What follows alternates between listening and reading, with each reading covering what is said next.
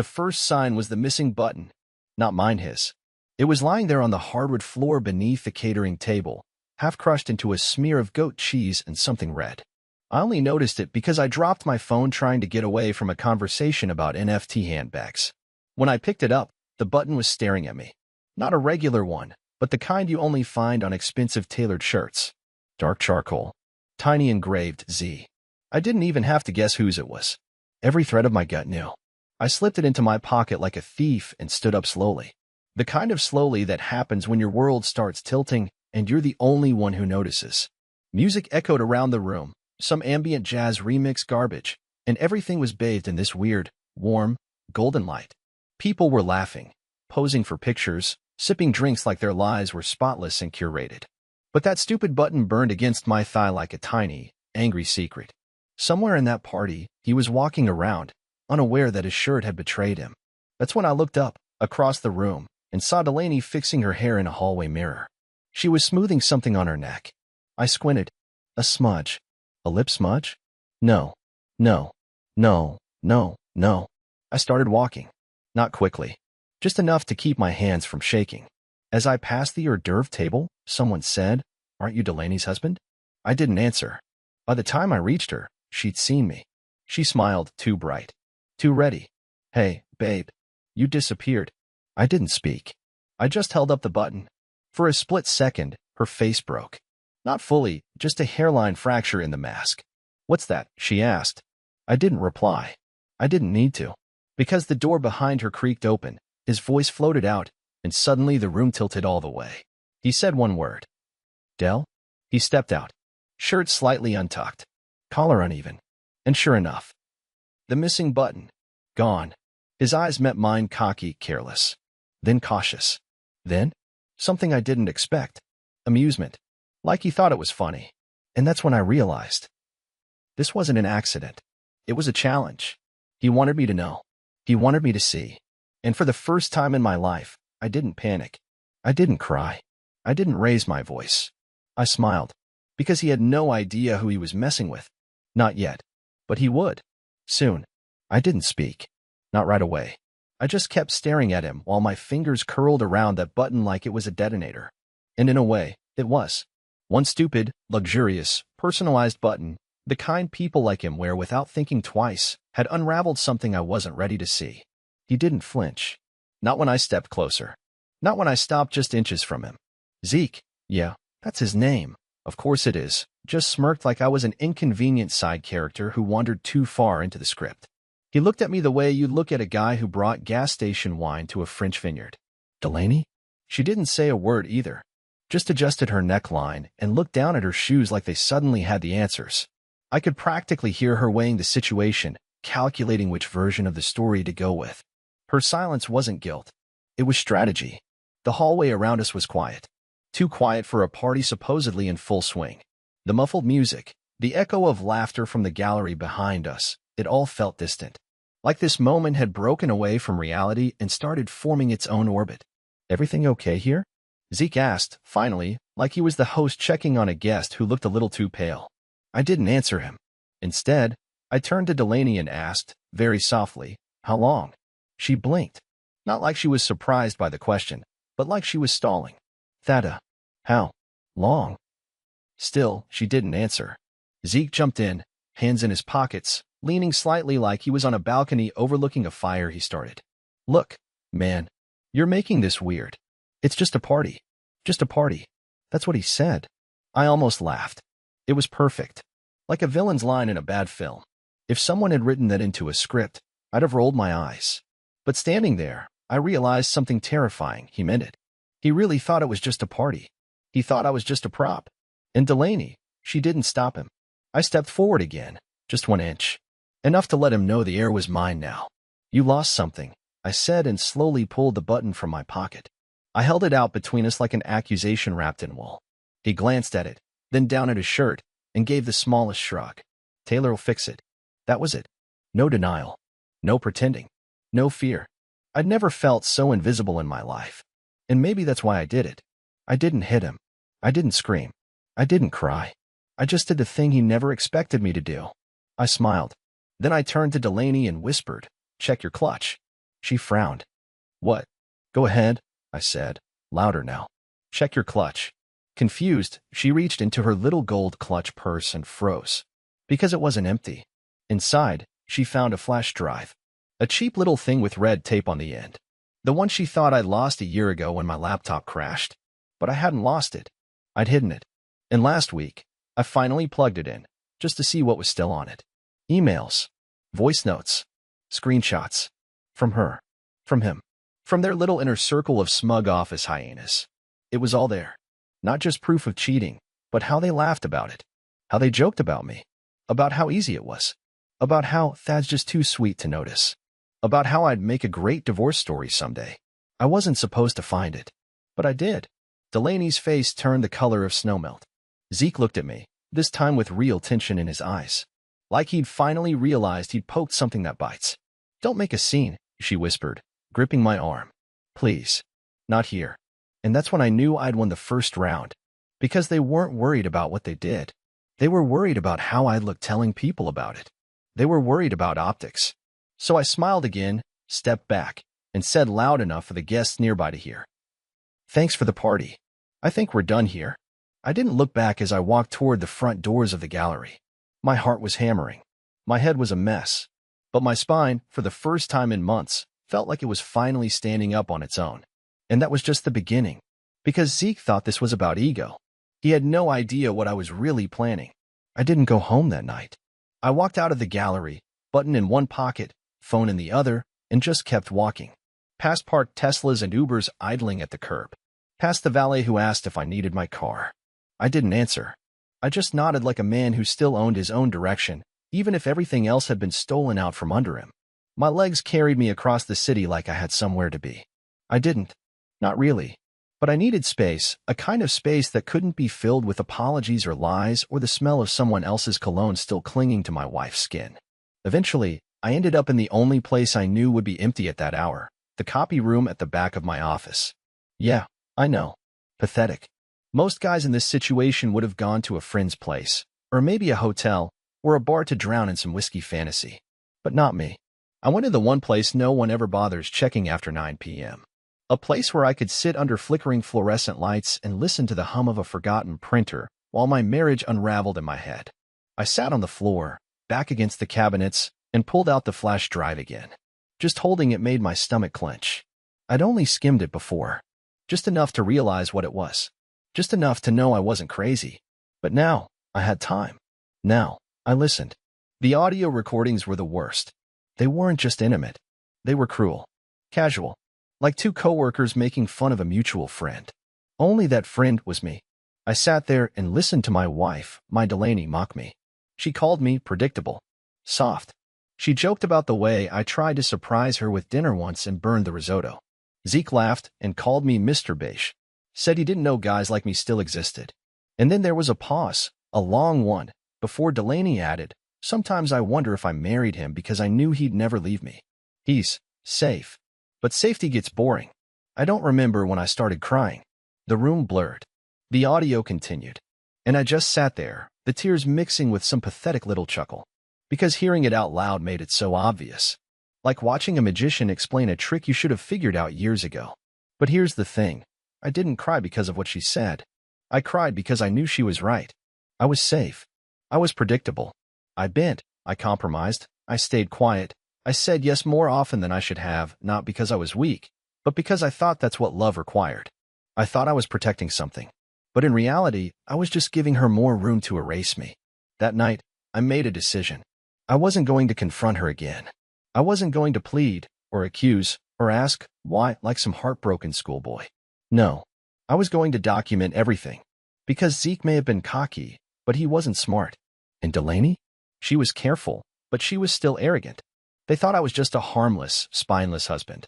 The kind who'd cry into his cereal and eventually forgive everything after a few months of therapy and hollow promises. But I'm not that man anymore. They showed me who they really were. So I'm going to show everyone else. And I know exactly where to start. Because Zeke's about to host a private client showcase in 3 days, a huge event for investors and brand partners. Delaney will be there too, standing by his side like a trophy he stole from a museum he didn't even respect. And I've just been invited. Not officially, of course. But that's the best part. They won't see me coming. And when the lights go down and the slideshow begins, and all eyes are on that massive projection screen, they'll learn something important. I spent the next 2 days inside my own version of war prep. There were no weapons, no shouting, no threats, just quiet, obsessive planning. The kind that keeps you up at night, eyes fixed on the ceiling, rehearsing every possible outcome while your heart whispers, what if none of this works? I didn't go home. I didn't check in. I didn't answer Delaney's texts, which started around 2 a.m. the morning after the party and became more frantic as the hours passed. At first, it was, "Thad, where are you?" Then, "We need to talk. This isn't what you think." And eventually, "If you embarrass me at work, I swear to God." There it was. Not, "I love you." Not, "I'm sorry." But a warning. A desperate attempt to control the narrative before I could touch it. It's strange. I used to feel paralyzed in the face of conflict. I'd avoid it, freeze, convince myself it wasn't worth pushing. But now, I wasn't frozen. I was calculating. Every movement I made was deliberate. Because the truth is, I wasn't planning revenge. I was planning reveal. Zeke's event was being held at this upscale co-working venue downtown.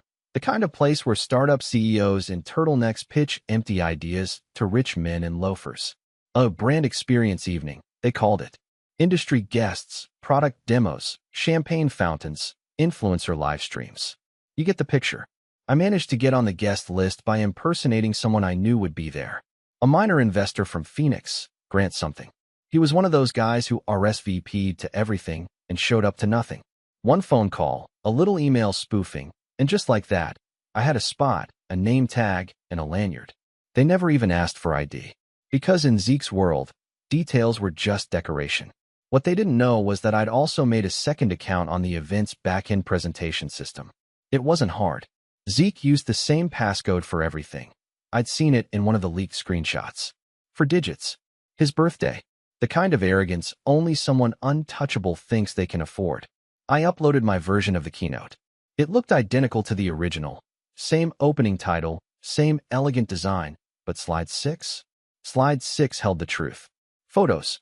Emails. A short video clip, time-stamped. Not graphic. Not vulgar. Just enough to break the illusion. Just enough to make the audience stop sipping their champagne and see. That morning, before the event, I did something else too. I went home. Delaney was there. She opened the door in a robe I'd never seen before, probably his. Her eyes were puffy, hair a mess, mascara smudged like war paint. She looked relieved when she saw me. "Thank God," she whispered, stepping forward to hug me. I didn't move. She stopped. I didn't know you'd be coming back." "I'm not," I said. "I just needed something." She stepped aside, unsure. "What?" I walked past her, into the bedroom, opened the drawer where I kept my journals. I found the one I needed. Red leather cover. Full of all the moments she thought I'd forgotten. The cracks I'd written down instead of confronting. The comments I'd swallowed. The nights she didn't come home because she was at work. She watched me with a mix of confusion and fear. "What are you doing with that?" I zipped it into my bag and turned to her. "Just making sure I don't rewrite history to protect your version of it." Her lips parted, but no sound came out. I walked to the door, then paused. "You should probably leave before tonight," I said, quiet. "Or don't. Just don't act surprised." And then I left. The venue was already buzzing when I arrived. Music pulsed through the walls, some indie electronic beat curated to feel expensive. People in tailored suits milled about, sipping drinks and pretending to care about one another's startups. I stayed near the back, a ghost in a room full of avatars. Zeke took the stage right on schedule. He had the mic clipped to his collar, one hand casually gripping a glass of bourbon like he'd been born with it. Delaney stood off to the side, flawless, cold, ready to beam on cue. He welcomed everyone with that smarmy confidence only men like him could master. Slide 1. Applause. Slide 2. A quote about innovation. Slide 3. A bloated graphic of market dominance. Slide 4. Applause again. Slide 5. Then, slide 6. There was no applause this time. Just stillness. Then murmurs. Then phones raised. Eyes widened. Delaney turned her head just slowly enough for me to see the exact moment her jaw locked in place. Zeke faltered. Took a step forward. Looked at the screen like it had betrayed him personally. The room began to shift. People whispered. Investors glanced at one another. Someone in the front row muttered, "Is this real?" I slipped out before anyone could look for who'd done it. Didn't need to see the explosion to know the fuse had burned all the way down. Back in the alley, I finally allowed myself to breathe. My phone buzzed again and again, but I didn't check it. It was done. The curtain had lifted. I didn't go home that night either. I couldn't. It wasn't about safety or fear anymore. It was about space. I needed distance from the rubble I'd just set fire to. I knew once the fire spread, it would consume everything: reputations, jobs, the illusion of our marriage, and maybe even whatever was left of me. So, I found myself in the only place that ever felt immune to time and consequence, the city bus terminal. It's ironic. All those years I spent making sure Delaney didn't feel bored, booking small weekend getaways, cooking terrible surprise meals, pretending I enjoyed hiking. And yet the only place I felt truly calm was sitting in a cracked plastic chair beneath a flickering fluorescent light, surrounded by the scent of engine oil and cold vending machine sandwiches. No expectations here. No pretending. Just people running away from something or heading towards something they hadn't figured out yet. I was somewhere in between.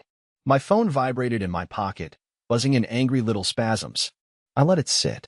I didn't want to look yet. I knew what I'd find: half-baked apologies, furious threats, maybe even a carefully worded PR draft from Zeke, trying to twist what happened into a hack or a malicious breach. But they couldn't control this story anymore. The narrative didn't belong to them. Not after what I released. Eventually, curiosity got the better of me. I pulled the phone out and saw nearly 60 missed messages. But it was the email notifications that made me pause. Subject: contract suspended. Subject: immediate internal review. Subject: your statement is required by end of day. Zeke's empire was crumbling faster than I expected. Turns out, one of the recordings I had included a casual but damning mention of client data manipulation, an inside joke that involved faking campaign engagement reports for a fashion line launch. I hadn't even realized how serious that part was until a few guests from the showcase apparently did. That was the beauty of truth. Once it was out, it had a way of dragging other skeletons out of closets no one expected to open. Around 3 a.m., I got a message I hadn't anticipated. It wasn't from Delaney or Zeke. It was from Zeke's wife. Her name was Emery, which I only knew from an HR doc I'd glimpsed on one of Delaney's emails months ago. I didn't know anything about her. I had pictured someone glamorous, icy, emotionally armored like a CEO's wife always seems to be. But the message she sent shattered that image instantly. "I don't know who you are, but thank you. I've suspected something for a while." The audio. I heard his voice. "I just needed confirmation. If you ever want to talk or testify, I'd appreciate it." Testify. That word clung to my mind like a cold wind. I hadn't even thought of legal consequences. I wasn't out for lawsuits or depositions. I just wanted the mask to come off. But now I realized I might have opened a door that wouldn't shut quietly. Still, her message gave me something unexpected, a strange sense of solidarity. Two people who didn't know each other, both lied to by the same performers, both trying to make sense of their lives now that the script had been ripped in half. I replied with one sentence: "You deserve the full truth. I'll send everything." By sunrise, I had. Every file, every screenshot, every timestamped note. She responded with a thank you and nothing more. And Delaney? She finally called. Not a message. Not a voice note. An actual call. I stared at the screen for a long time before answering. When I did, the first thing I heard was silence. Then her voice, tight, clipped, controlled. "Do you feel better now?" I exhaled through my nose. "No," I said. "Not even a little." There was a pause. "You humiliated me." "No," I corrected. "You humiliated yourself." I just turned on the lights. She let out a bitter little laugh. "You could have just asked for a divorce. And you could have just told me the truth 2 years ago instead of letting me sleep beside a stranger." Another silence. Heavier this time. "I want to fix this," she said suddenly, her tone lowering. "We've both made mistakes. Both." That word hit harder than anything else. I almost laughed. "What exactly is my mistake, Delaney? Loving you too quietly? Trusting you too long? You planned this," she snapped. "You waited for the perfect moment to ruin everything." I shook my head, even though she couldn't see me. "No, I didn't ruin anything. You built your whole world on quicksand. I just stopped pretending I didn't feel it sinking." She hung up. I expected that. But what I didn't expect was the strange mix of grief and relief that came next. The end wasn't loud. It wasn't cinematic. It was a slow, sharp exhale. The kind you release after holding your breath for years. As I sat there watching buses roll in and out under gray skies, I realized something important. It wasn't about punishing them anymore. It was about reclaiming me. By the second day, I was everywhere. Not my face, not my name. I'd been careful about that. But the story, the leaks, the footage, screenshots of Zeke's presentation slide were all over social media. Comments flooding in. The internet, I realized, didn't care about the truth. It cared about spectacle. And Zeke had given them just enough. Someone created a meme using his smug face from the event and captioned it, "Innovation? More like infidelity." That one made me laugh harder than I should have. But what stuck with me more was how quickly the press latched on to the scandal. Business blogs, gossip forums. Even one fashion magazine ran a side column about toxic leadership in the age of brand aesthetics. He had become the very thing he tried to bury me as, a joke. And Delaney? She tried calling again, 7 times in one morning. I never picked up. Her messages were an unraveling thread. The first few were cold and blaming. The next ones, apologetic, performative. By the last one, she sounded like someone on the edge of a ledge they didn't expect to find themselves standing on. "Thad, please. I know I hurt you. I did. But this has gone too far. I'm being iced out by everyone." The board's called an emergency session. They're talking about damage control and internal investigations. I might lose everything. We might. We will lose everything. Just talk to me. We can fix this. We can spin this. You're smart. You're the only one who understands how this works. Don't burn everything down. There it was again, I sat in the booth of a diner while listening to that message. The kind of place that smells like burnt coffee and 1980s vinyl. There was a half-eaten stack of pancakes in front of me, and a waitress named Jan who didn't judge when I asked for a 5th refill of black coffee. I replayed the message once. Then again. Spin this. Fix it. As if I was still part of her team. As if I'd been included in her strategy meetings while she whispered someone else's name into a hotel pillow. As if I was supposed to prop her up after she'd already replaced me with a sleeker version who couldn't even keep his own wife from turning state's witness. No, not this time. This time, I wasn't cleaning up after anyone. But that didn't mean I was done. I still had one more step. One more thread to pull before I walked away for good. The board of Delaney's company, the real decision-makers behind the polished brand and sleek launch parties, they didn't know me. But I knew them. I knew who they were, where they'd invested before, and most importantly, what kind of scandals they'd quietly buried to protect their bottom line.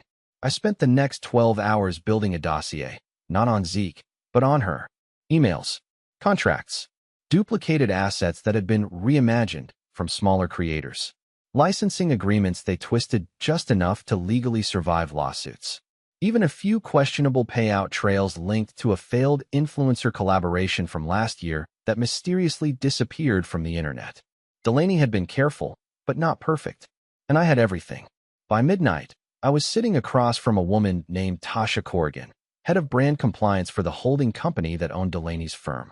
We were in a neutral space, a high-rise business suite she arranged after I emailed her anonymously with a simple subject line. "If you want to avoid a class action lawsuit, meet me quietly. Tonight." She was exactly what I expected. Polished. Razor-focused. No time for games. She looked at me like I was either an asset or a ticking bomb. "Why are you doing this?" she asked after I showed her the documents, transferring them from my encrypted drive to her laptop one by one. I didn't answer at first. I just watched her face tighten with each file.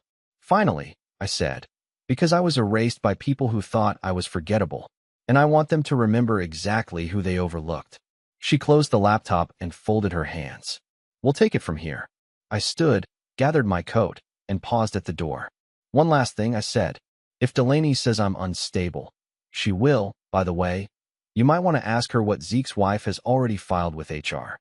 Her eyes narrowed. A flicker of recognition. She knew.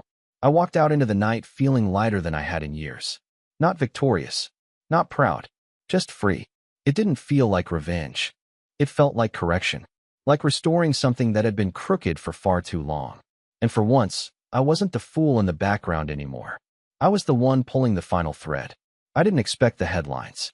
That morning, I woke up on the lumpy couch in a friend's spare office. The kind of friend who didn't ask questions when you text at 3 a.m. asking for a floor and a blanket.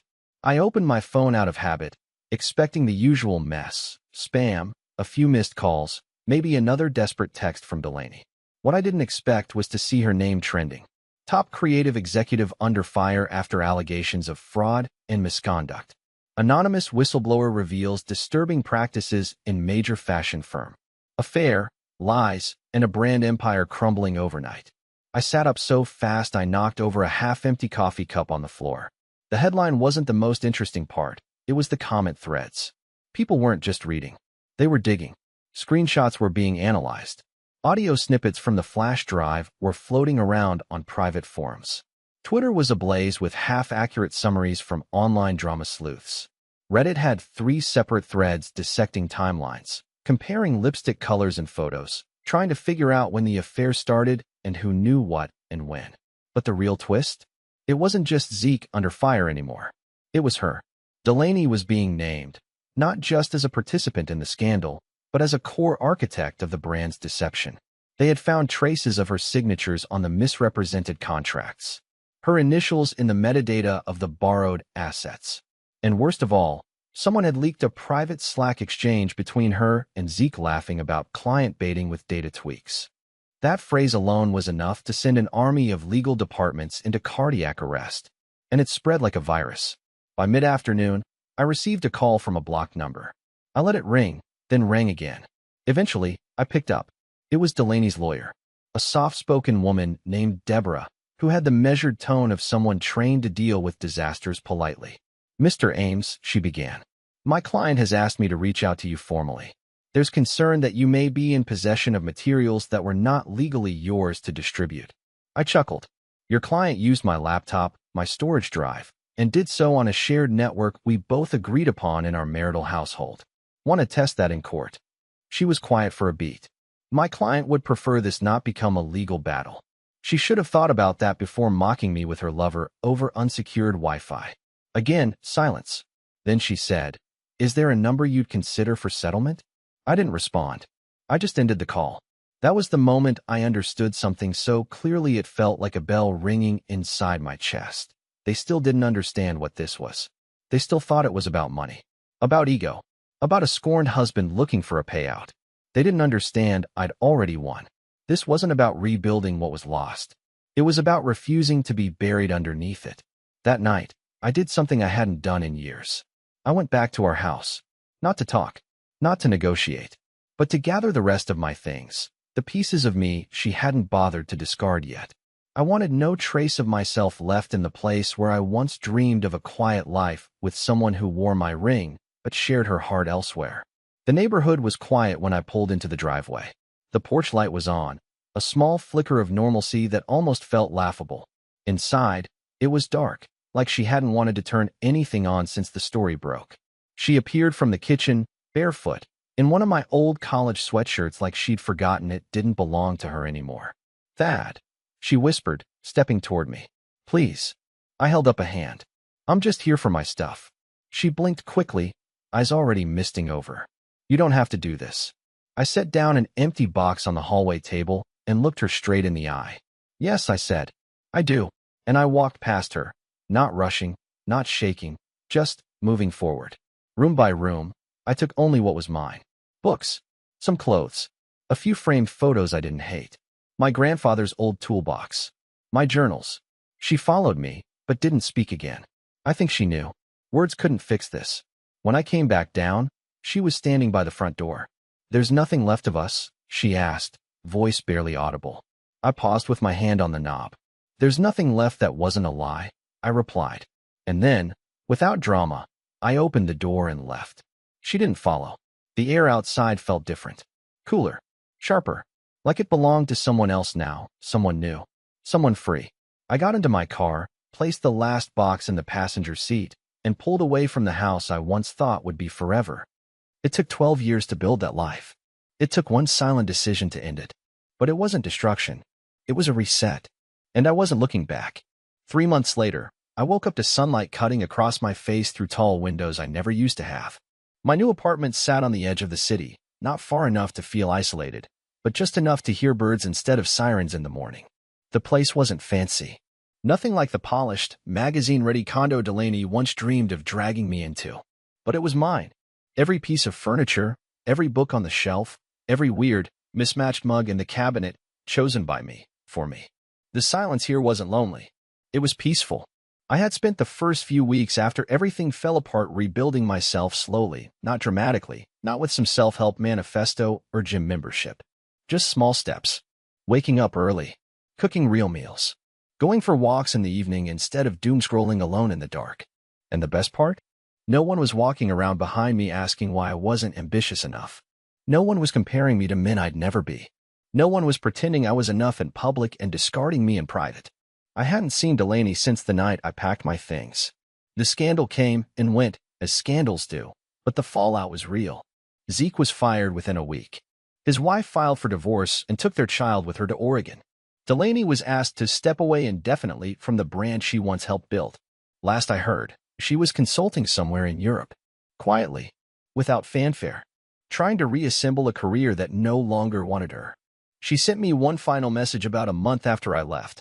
I hope you find what you're looking for. I'm sorry, I didn't value it when you gave it to me freely. I didn't respond. Because by then, I had already started finding it. In small moments. In unexpected people. In myself. One evening, as I was walking home from a bookstore, I bumped into someone, literally, outside the coffee shop on Ninth. She dropped her notebook. I bent down to hand it back, and we both laughed at how clumsy we were. Her name was Sienna. She was quiet, thoughtful, asked questions that didn't feel rehearsed. We talked. Once. Then again. Then again. It's too early to call it anything. But she listens. She sees people. She smiles with her whole face. I told her I was divorced. She didn't flinch. I told her I'd been hurt. She didn't try to fix it, just nodded and said, "That makes sense." It's strange how healing doesn't feel like a breakthrough. It feels like the absence of noise. The absence of tension. The quiet assurance that you're not shrinking yourself to fit someone else's version of love.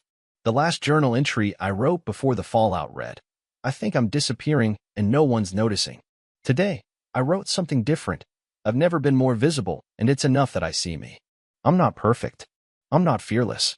I still flinch at certain songs, certain smells, certain street corners where we once shared a joke that meant everything and now means nothing. But I'm whole. Not because someone else made me that way, but because I stopped letting someone else take pieces I couldn't afford to lose.